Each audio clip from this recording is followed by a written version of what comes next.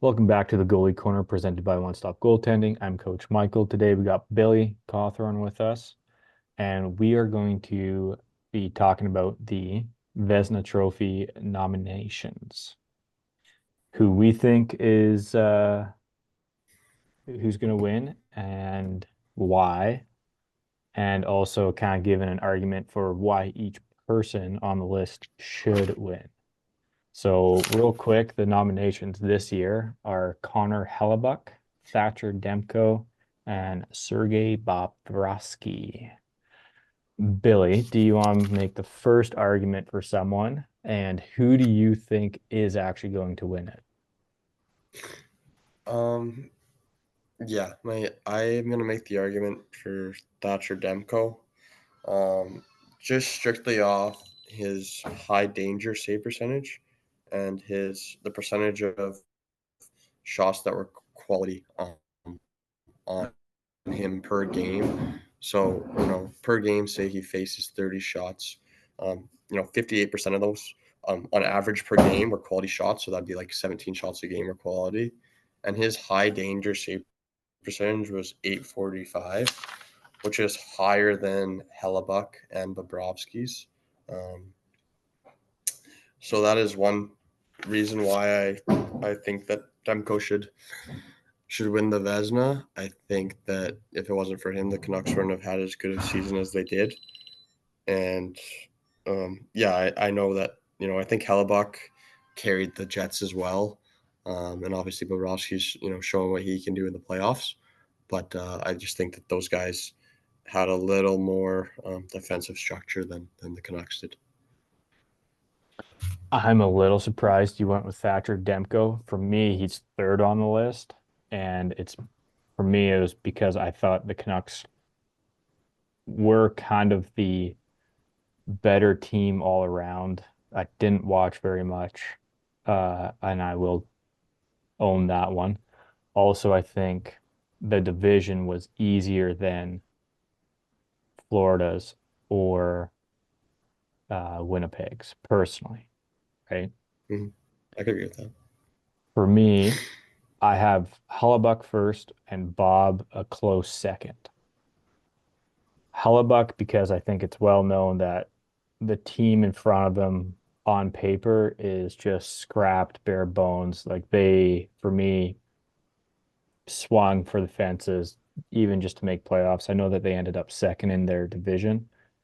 I think a lot of people thought that way for the Canucks too. Like I thought, I personally thought they're going to have like another like kind of rebuild year, gelling together year. I didn't think they're going to have this much success this early in their rebuild process. But for Hellebuck, he had 60 starts, 37 wins, 19 losses, four overtime losses, five shutouts, 2.39 goals against average, and a 921 save percentage. Um, as a team, they had 52 wins, so and obviously 82 games played. He started 60, which was the highest out of all three of the goalies.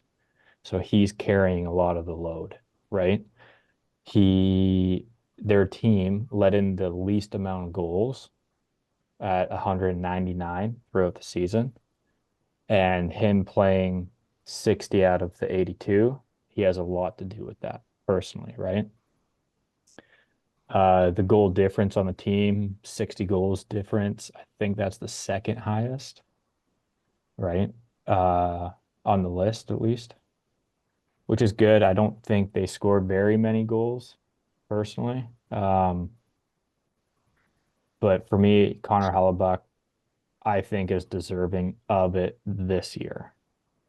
Um, I have Bob as a close second, more or less because of the stats. I think Bob had the strongest team, and that's definitely showing in the playoffs here. Playoffs don't really matter for this, obviously, but they're a workforce. I think they had the hardest division, if not the second hardest division. They ended up first in the Atlantic, plus 68 goals difference. Bob played 58 games, won 36, lost 17, six shutouts, a 2.37 goals against average and a 91.5 save percentage, right? Also, interesting stat, this is the third time Bob's been nominated. His last previous two times, he's won both, right? So he's been nominated two times before this year, and he's won both of those times with Columbus Blue Jackets. But kind of cool. Hellebuck's been nominated four times, this year being the fourth, and he's won once. Thatcher Demko is his first time, right? So for me, it's Hellebuck, right? Mm-hmm. Now where do we go? Well, I don't know. I'd say the biggest, like, I agree with your points, and I think that Hellebuyck had a lot of load with Winnipeg. Um, for me, it would go Demko, Hellebuyck, Bobrovsky, and it's just simply because the Panthers are such a good team in front of them. I still think he's a great goalie. He also led the league in shutouts with 6. Um, but I just think from a goaltender's perspective that between Hellebuck and Demko, um, just personally and looking at the numbers, they had the toughest seasons out of those three, and I'd have to say Demko, and I don't know where to go from here. Also, I think it was a weird year in the NHL because it seemed like there was more goals overall, like per game, right? Like the Definitely, average save percentage is 90.8. I feel like most of the time it's 91 something, right? So yeah, like kind of a 15 or weird something. year because like a lot more goals. And I think I think this is really not this isn't the first year, but this is like we're starting to see that the result of the tandem goalie systems for some teams, right? Some are working, some aren't working, right? I was looking through Bobrovsky's stats. Every year that it looks like he is the workhorse is a phenomenal year.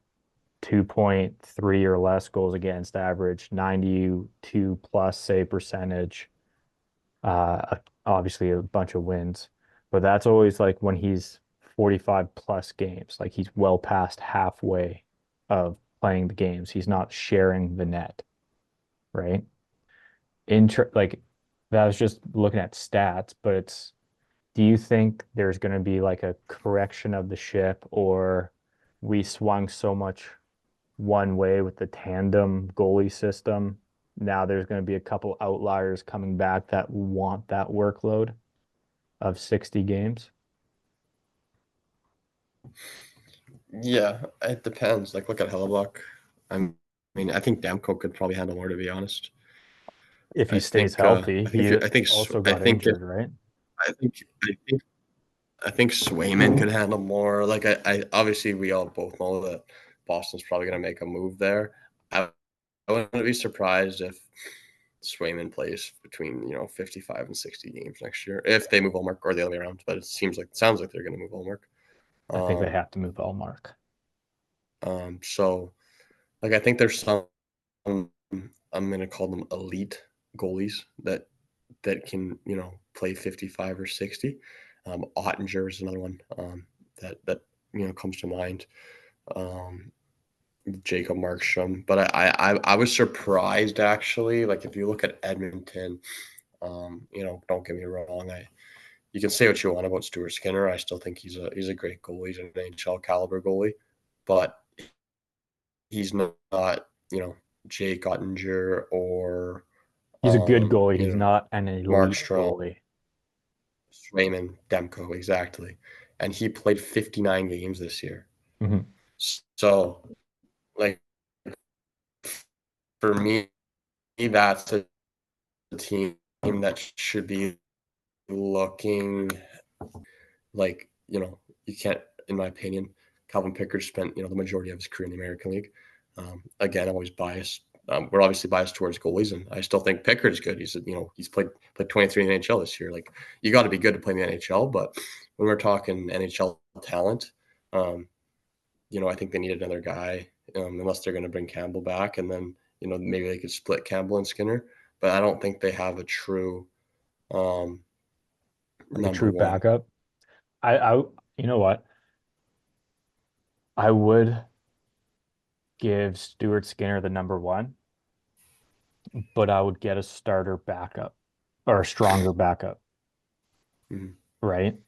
So like going off your point, like I'm looking down the list here and it's everywhere with the number of games everybody's played, but you can either get an older guy to continue mentoring Stuart Skinner because he was kind of thrown into the fire of his career, right?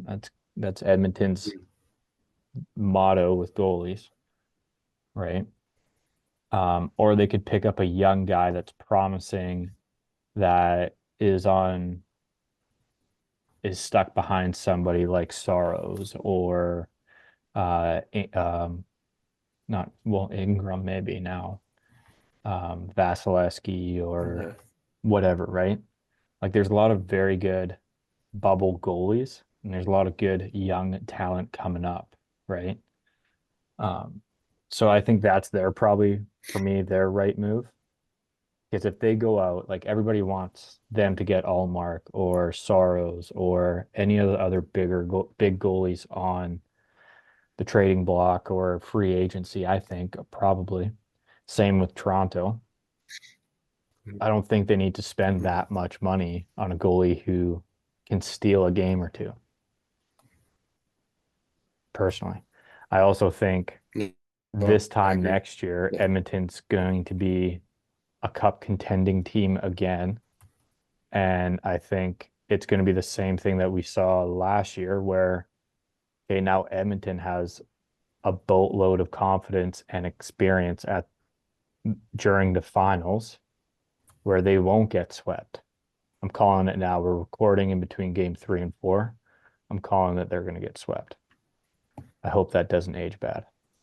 But Yeah. but I think they will too. Well, back to the Vezina conversation, like basically with that though, like I think gotten like in terms of who can win the Vezina, like I don't want to limit it too much. So I'd say like probably 10 guys, and it's gonna be like that for a while. Like until, one of them ages out and then maybe someone else becomes a starter. But like, Saros, Vasilevsky, but Boroski's getting up there. Like he might be one of those guys that's out of there soon. Um, but Shesterkin, Ottinger, Demko, Hellebuck, and Sorokin, maybe Binnington, St. Louis. I mean, Hofer's coming up, but like so that's 7, 8 guys that you know like even and then Swayman, I guess, if they do move Olmark and he gets the starting job. So there's 8, 9 guys that will be in the running for the Vezina for the next 5, 5, 6 years. Like I right, don't, I think with games played, that's the way that it's gonna be, and just because it's not like it is such like I don't know, like times have changed. Like I feel like mid to early or early to mid 2000s, even if a guy wasn't necessarily established, teams always felt like they needed a starter and a backup. And that's not really the case anymore. Like a lot of teams have gone to like that 1-1A, but when they're except in the cases of these elite goalies where it's like no matter who we bring in, they're going to be better than them, unless we bring in another elite goalie for $8 million, which doesn't make sense. So, I just think there's going to be a select few over the next 4 or 5 years that are always in that list. And I mean, we've kind of already seen that with like Hellebuck and Bobrovsky, Demko, Vasilevsky. Like, it's always kind of the same guys that are up for that nomination. uh, two thoughts. One, I want to string onto that for a second, but before that, we also have to keep in mind the Vezina Trophy isn't for the best stats; it's for the most valuable goalie, essentially, right? Like who actually helped their Mhm. team get to the playoffs, right, and Yeah. win, right? I think it's a little criminal that Saros didn't make the list, Hmm. um, and like Bob and Thatcher, great goalies, really good teams, right? Like I think I think you could take 10 games away from each of them and they're still making playoffs comfortably, right? So for me, who actually helped the team the most, I would give it to Hellebuck because I think without Mm. him, they don't make playoffs at all, right? Even though he has a lesser percentage of grade A scoring chances, right? I think just the way the team played, they knew that they had to lock down the Yeah, middle or something like that. And uh, he's 6'5". He's going to make a lot of saves look easier than they probably are, right? But I think he is the one who's done the most to get his team to where it was. Unfortunate playoff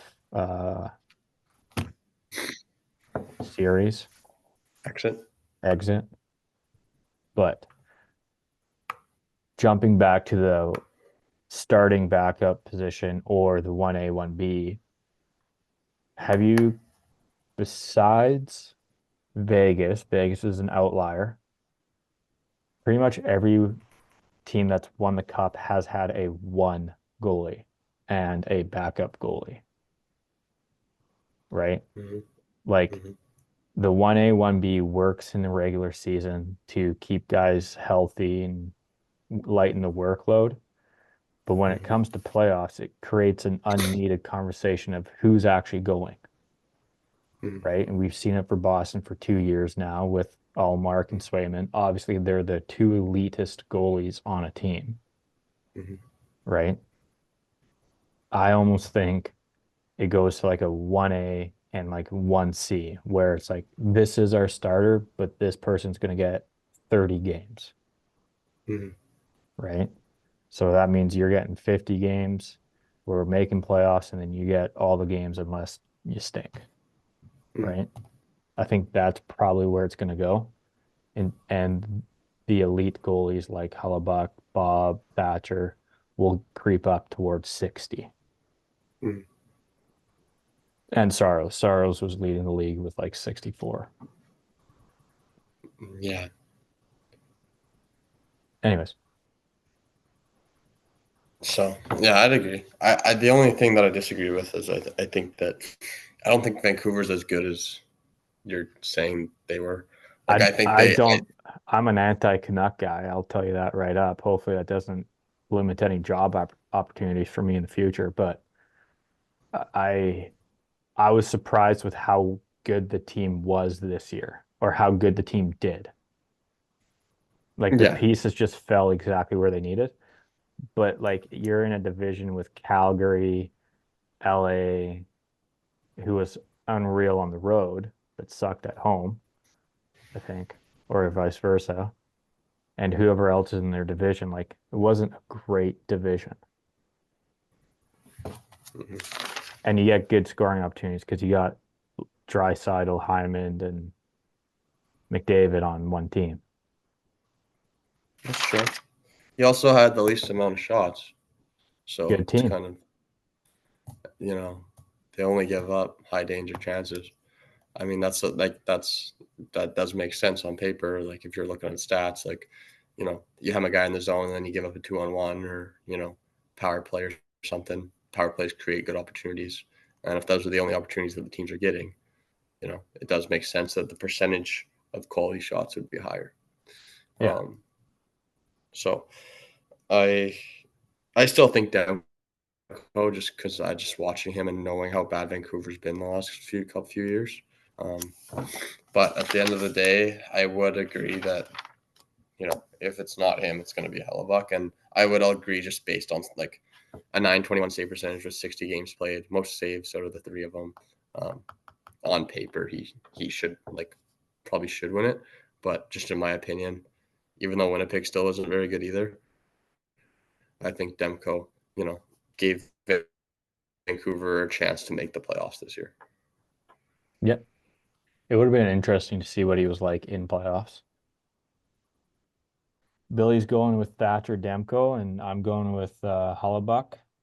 I'm gonna make the bet right now. Loser does 25 push-ups. You in for that? Okay. Yeah, Yeah. that's not tough for you. It'll be tough for me, but not tough for you. Um, yeah, if you guys like if you agree or you think Bob deserves a better argument than what I was able to give, let us know and see you guys next week.